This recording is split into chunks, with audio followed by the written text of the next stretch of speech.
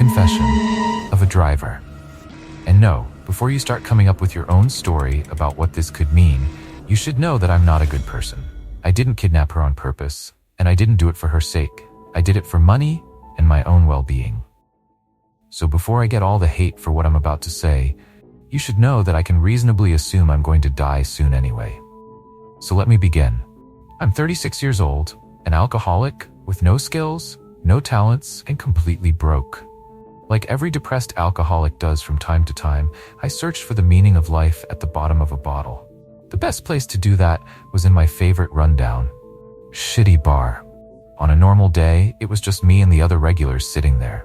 Everyone surely had a story, but none of us spoke unless it was to ask for more forget-me-not juice. That day, though, something was a little different. I saw a man walk in whom I didn't know. Well, 3 men, to be exact. 2 of them were taller and dressed a bit too nice for a bar as shabby as mine, and one looked like a young rock star from the Middle East. Tan skin, leather jacket, gold chains, hitting every cliché you could imagine.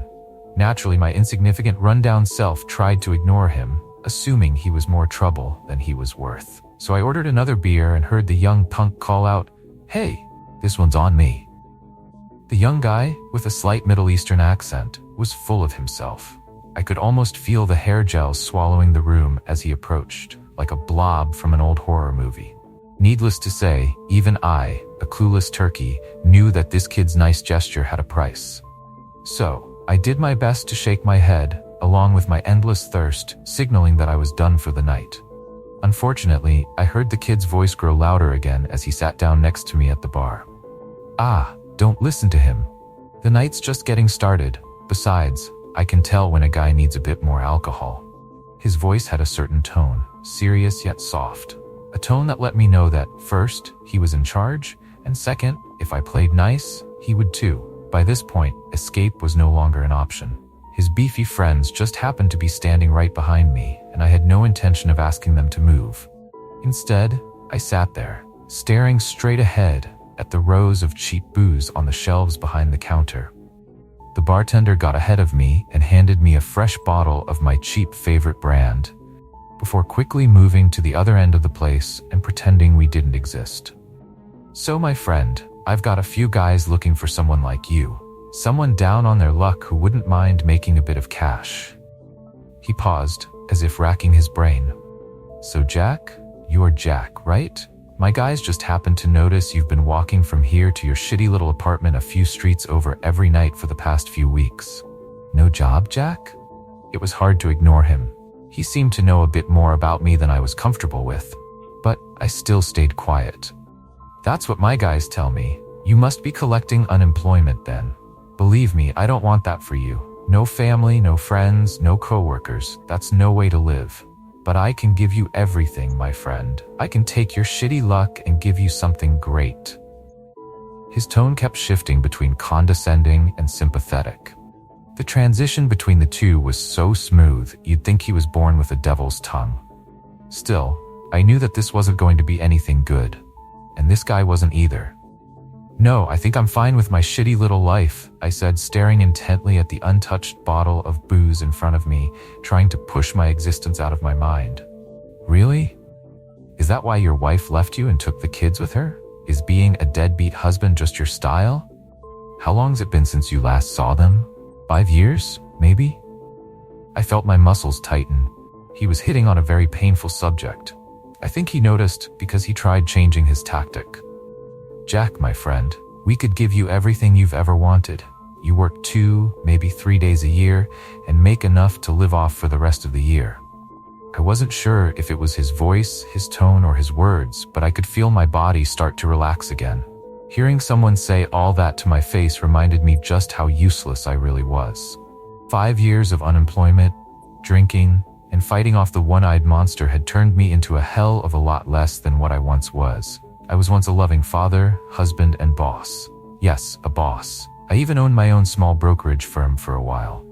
Well, until one of my employees did some shady stuff, and both my business and I were sued and forced to shut down. Unlike him, I dodged prison, but I was financially ruined. That's why I started drinking. I knew I needed a jump start, and I was slowly losing the ability to say no to this man.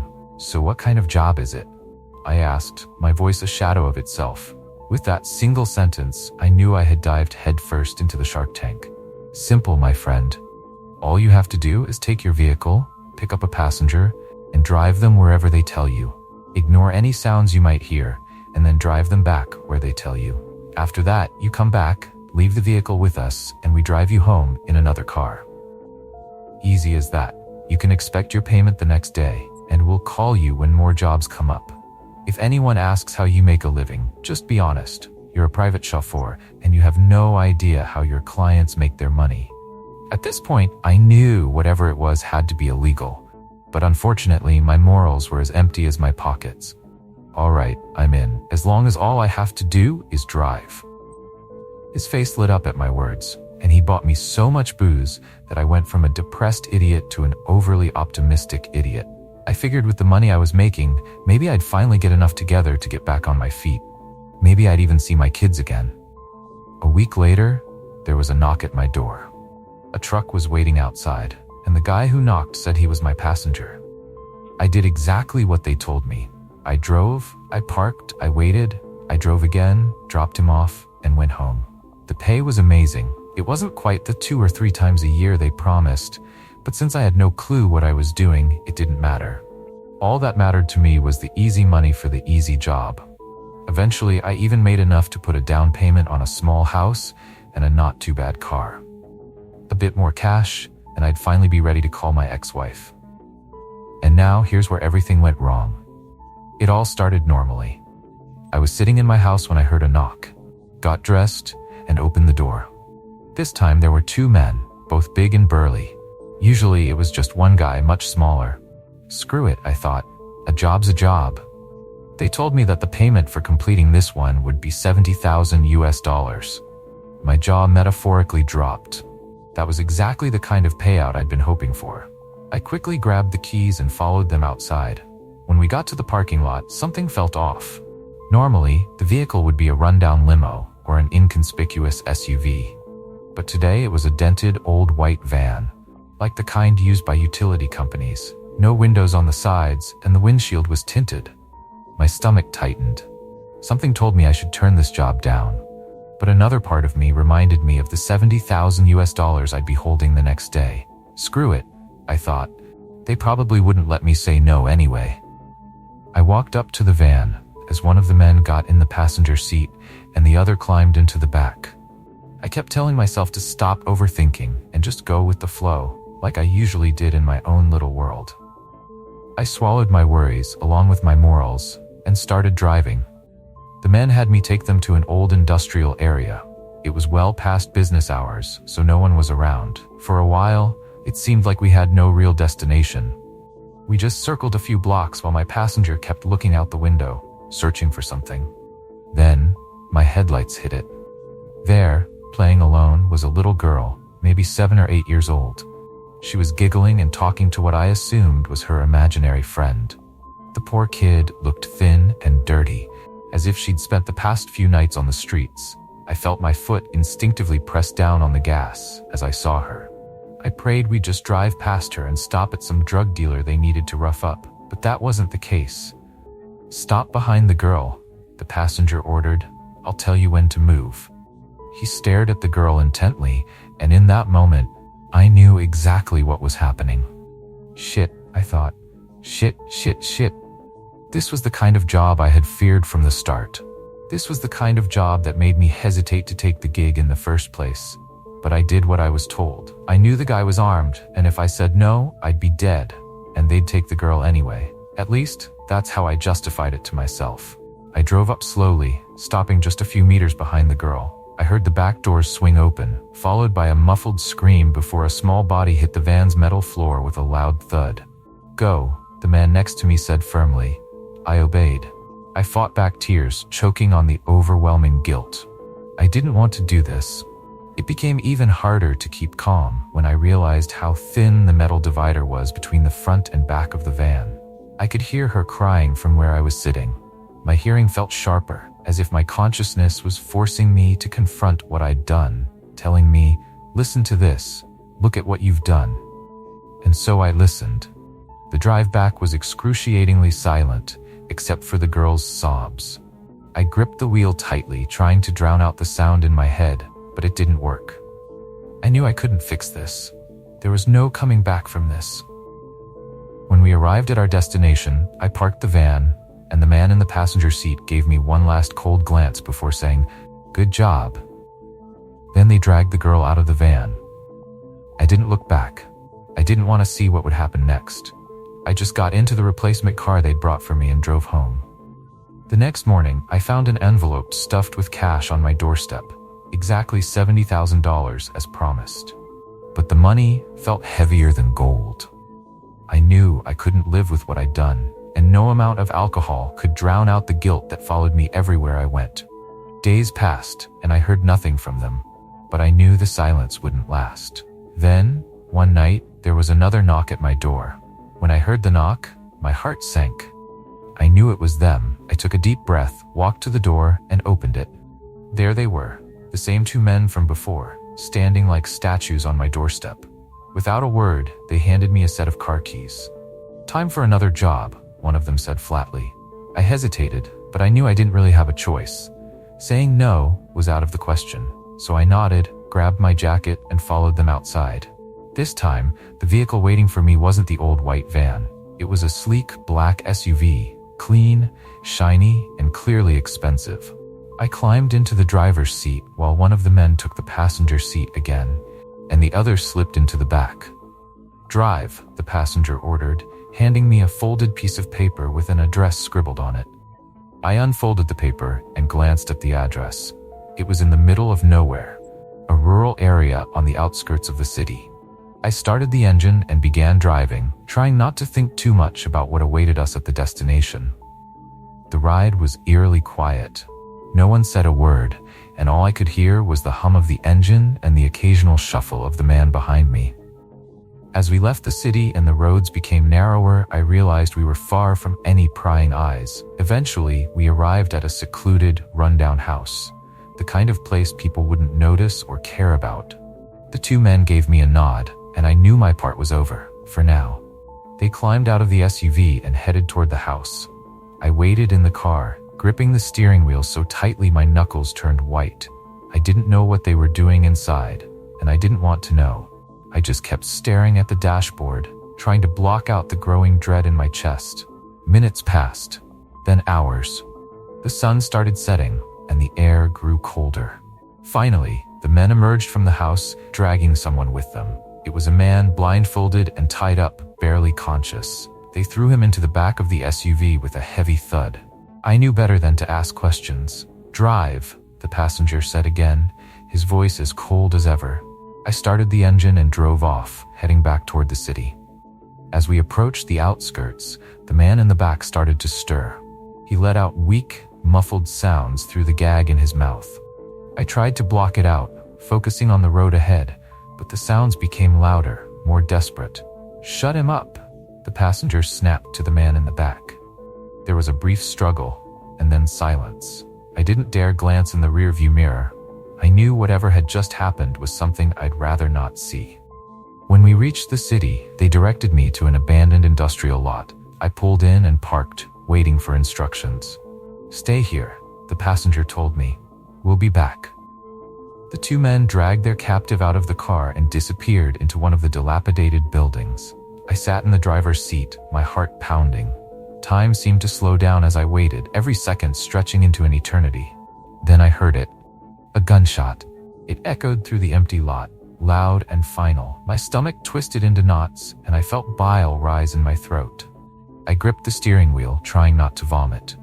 The men returned a few minutes later, their faces blank and emotionless. "Drive," was all they said. We drove in silence again, the weight of what had happened pressing down on me like a heavy blanket. When we finally reached my neighborhood, they handed me another envelope stuffed with cash. "Same deal," the passenger said. "We'll call you when we need you again." I nodded, my mouth dry and my hands trembling as I took the envelope. I knew I should feel relieved that the job was over, but all I felt was emptiness. I went inside, tossed the envelope on the table, and poured myself a drink. but no amount of alcohol could drown out the guilt that gnawed at me from the inside. Days turned into weeks, and I found myself waiting for the next knock at the door. Each time I heard a sound outside, my heart raced, wondering if it was them. And then, one night, they didn't knock. Instead, the police came. There was no dramatic arrest, no high-speed chase. They just showed up, calm and methodical, with a warrant in hand. They found everything, every bit of cash, every trace of the jobs I'd done. I didn't resist. What was the point? During the trial, I didn't try to defend myself. I just sat there, listening as the prosecutor laid out every horrible thing I'd been a part of. The kidnapping, the disappearances, the deaths. They had it all. I was sentenced to life in prison without the possibility of parole. And now, here I am, sitting in this cold, gray cell, waiting for the end. I know I deserve to be here. I know I deserve every second of this punishment. But the worst part isn't the prison walls or the lack of freedom. The worst part is the silence. Because in the silence, I can still hear them. The girl's cries, the man's muffled screams. They haunt me every single night. And I know they always will. As we approached the outskirts, the man in the back started to stir. He let out weak, muffled sounds through the gag in his mouth. I tried to block it out, focusing on the road ahead, but the sounds became louder, more desperate. "Shut him up!" the passenger snapped to the man in the back. There was a brief struggle, and then silence. I didn't dare glance in the rearview mirror. I knew whatever had just happened was something I'd rather not see. When we reached the city, they directed me to an abandoned industrial lot. I pulled in and parked, waiting for instructions. "Stay here," the passenger told me. "We'll be back." The two men dragged their captive out of the car and disappeared into one of the dilapidated buildings. I sat in the driver's seat, my heart pounding. Time seemed to slow down as I waited, every second stretching into an eternity. Then I heard it. A gunshot. It echoed through the empty lot, loud and final. My stomach twisted into knots, and I felt bile rise in my throat. I gripped the steering wheel, trying not to vomit. The men returned a few minutes later, their faces blank and emotionless. "Drive," was all they said. We drove in silence again, the weight of what had happened pressing down on me like a heavy blanket.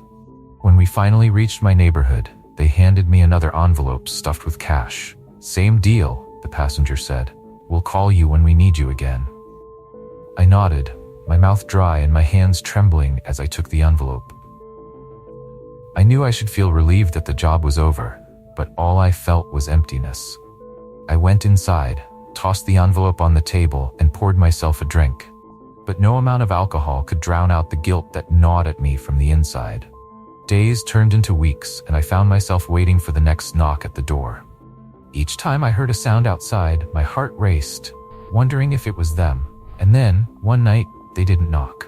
Instead, the police came. There was no dramatic arrest, no high-speed chase. They just showed up, calm and methodical, with a warrant in hand. They found everything, every bit of cash, every trace of the jobs I'd done. I didn't resist. What was the point? During the trial, I didn't try to defend myself. I just sat there, listening as the prosecutor laid out every horrible thing I'd been a part of. The kidnapping, the disappearances, the deaths. They had it all. I was sentenced to life in prison without the possibility of parole. And now, here I am, sitting in this cold, gray cell, waiting for the end. I know I deserve to be here. I know I deserve every second of this punishment. But the worst part isn't the prison walls or the lack of freedom. The worst part is the silence. Because in the silence, I can still hear them. The girl's cries, the man's muffled screams. They haunt me every single night. And I know they always will. If anyone else had heard that, they would have hit the gas and bolted. But I'd spent the last 3 or 4 hours thinking about what a horrible person I was and how I deserved the worst that could happen to me. If the girl was still in the van and the two men had abandoned her, maybe I could take her to her grandfather or the police. Maybe I could transfer all my savings to my kids and disappear before that Middle Eastern guy found me and did something worse. I made up my mind. I opened the driver's door, the chime from the dashboard, reminding me that the key was still in the ignition, nearly gave me a heart attack. It was the only sound in the vast prairie, and it felt out of place here. I took my time and peeked along the side of the van, staying inside the small pool of light from the interior. I couldn't see anything, and this wasn't the kind of darkness your eyes could adjust to. It was thick, almost too thick. I wasn't sure if clouds were covering the sky, blocking the moonlight and stars, but Mother Nature wasn't going to help me. So I pulled out my phone and turned on the camera. I know it's a cliche, but I activated the flash and kept my finger on the shutter button, using it like a makeshift torch. Swallowing my unease, I slipped out of the van. My feet landed in the tall, dry grass that nearly reached my shins. I crouched down and slowly made my way toward the open rear door, as if I could somehow sneak around with the only source of light for hundreds of miles in my hand. As I got closer to the cabin, I swore I heard a sss from the back of the van, but it didn't sound like the girl. It sounded almost like a snake. I held my phone out in front of me and continued forward, watching the grass for any signs of a snake. Then came the moment of truth. I had to turn the corner at the back of the vehicle to see what was inside. I took a deep breath and swung the light around. The flash illuminated an empty metal cabin.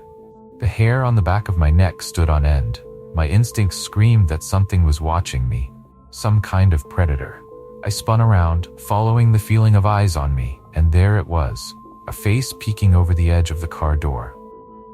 I must have slipped my finger off the camera shutter because I heard the click of the camera just as the light disappeared, plunging me into darkness. I bolted for the front of the van, sprinting as fast as I could. I could see the glow from the interior light. It was my only guide. I heard footsteps behind me, but they didn't sound like running. It was more like a strange shuffling, as if whatever it was moved like a broken man. It couldn't have taken more than a few seconds to reach the driver's seat, but it felt like an eternity. The moment I slammed the door shut, I jammed the car into gear and tore down the dirt road the way I came. I could feel that thing staring at me through the driver's side window, but I refused to look. I just kept driving. I drove through the suburbs, then past the city limits. What I'd seen wouldn't leave me, and the feeling of being watched stayed with me, no matter how far I went. Eventually, I found myself in the busiest, brightest part of town, packed with club-goers and night shift workers. For the first time, I felt a wave of relief wash over me when I saw red and blue lights flash behind me. I had no idea what I'd done wrong to get pulled over, but I didn't care. The officer walked up to my window and motioned for me to roll it down, which I did. "Hey mate, I just wanted to let you know, your back doors are wide open. I don't want you accidentally hitting another vehicle or anything." Mid-sentence, I broke down. I cried. I laughed. I shook uncontrollably. I'm sure his first thought was that I was on something, but I didn't care. I'm a grown man, and for the first time, talking to that officer made me feel like someone with authority could actually help me. "Sir, are you all right? Are you fit to drive?" He leaned closer, probably trying to sniff out any signs of drugs. He didn't need to. If I'd taken anything, I would have told him. "Officer, I kidnapped a girl. I don't know who she was. I don't know where I left her. But now, she's gone." I looked up at the officer and saw the shock on his face. For a moment, he seemed lost for words, but then his training kicked in. He called for backup, ordered me out of the vehicle, and placed me under arrest. I didn't resist. At the station, I told them everything. Everything I've just told you. I told them. They were able to pin about a dozen crimes on me as an accomplice, but the only thing they really cared about was the case of the girl. They didn't believe me when I told them about the face I saw behind the van doors until I showed them the photo. For now, I'm out on bail. I've agreed to testify against half a dozen people I worked for. I haven't seen the thing since that night, but its face still haunts me, just like everything else from that night. They never found the girl. I have no idea where she could have wandered off to in those fields, but I truly hope she's all right. I really do. As for me, well, I suppose my time on this earth is running out. I'm testifying against some serious criminals, and I expect I'll either be killed before or after the hearings. The cops offered to put me in witness protection. Maybe I'll take them up on it, but I'm still a criminal.